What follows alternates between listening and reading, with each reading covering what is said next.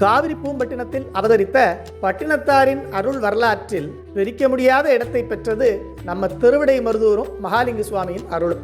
மகாலிங்க சுவாமியே ஒரு குழந்தையாகி மருதப்பிரான் என்னும் திருநாமத்தோடு பட்டினத்தாருக்கு வளர்ப்பு மகனானார். அதோடு மட்டுமா, பட்டினத்தாருக்கு இருந்த உலகப்பற்றை நீக்கி உண்மை ஞானத்தை உணர்த்தி அவரை ஞானியாக்கியதும் நம்ம மகாலிங்க சுவாமி தான்.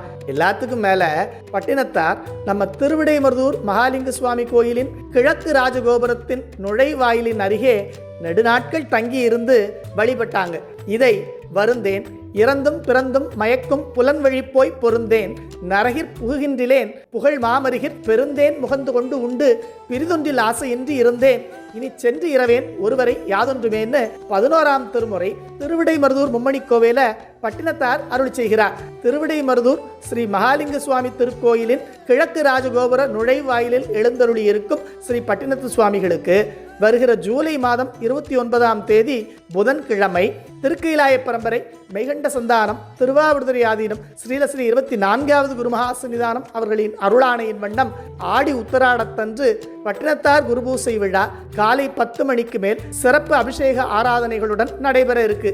அந்த வேளையில் சிவனேய செல்வர்கள் திரளாக கலந்து கொண்டு பட்டினத்து சுவாமிகளின் குருவருளை பெற அன்போடு அழைக்கிறோம்.